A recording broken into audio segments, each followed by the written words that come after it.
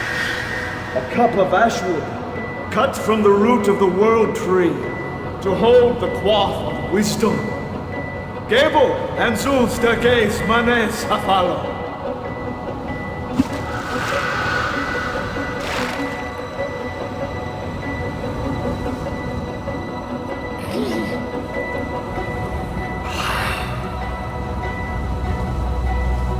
Suffer one night for each covenant, and await the bearer of the brand. Share Mimir's quaff with his skull. Cast out the soft and sightless side. 𝗚𝗚𝗏𝗀𝗚𝗏 and 𝗚𝗚s manes hafalo.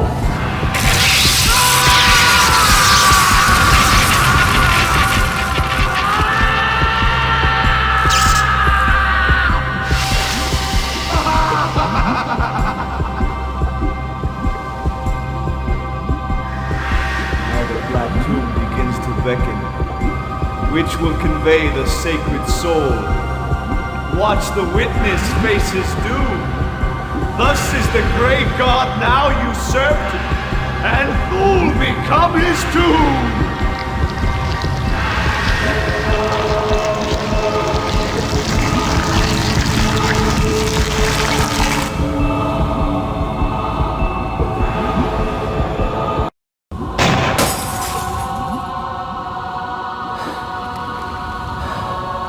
It's over, Dick.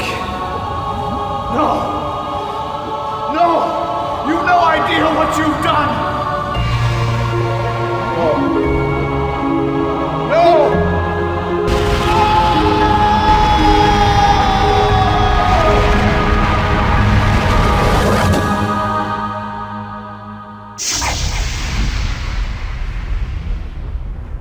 Well, well. Looky what we got here, John. Detective.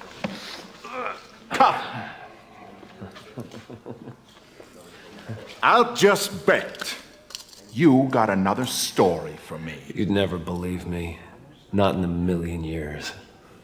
You'll go back to your own little world never suspecting what might have been, but I'll know.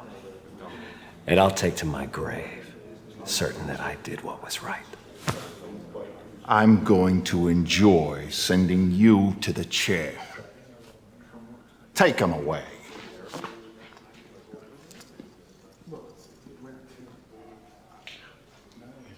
mean, I didn't know that anybody was after him. I never knew. All he told me was that I was supposed to be in the studio tomorrow. No, what am I gonna do? I don't know where to go. Black Dahlia. What do you suppose that means? I don't know. Guy's a nutcase. Came to Detective Maxwell with some crazy story. Said the short girl was going to get it because of the Black Dahlia. Black Dahlia. Jesus. Press is gonna have a field day with that one.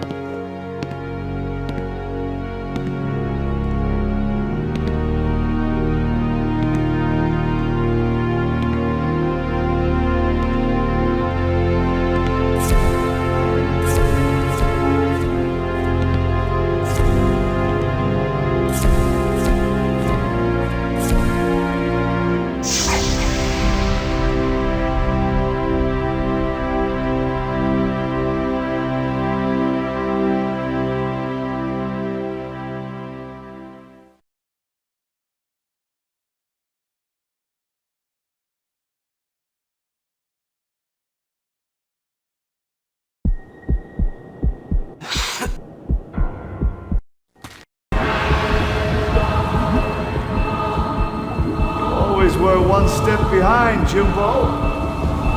Now I'm afraid it's led to your undoing.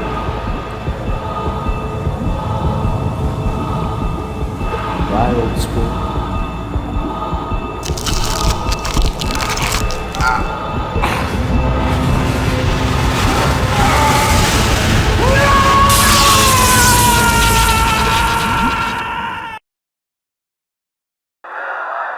I've just received word. President-elect Pearson is taking the podium.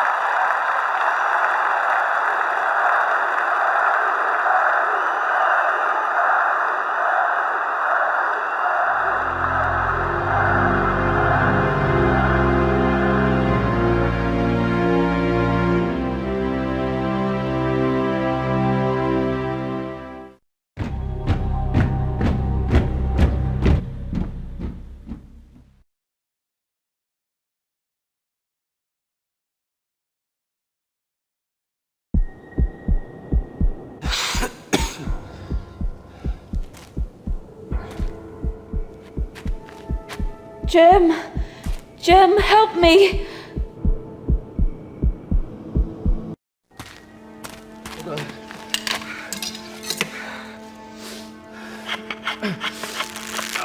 Come on.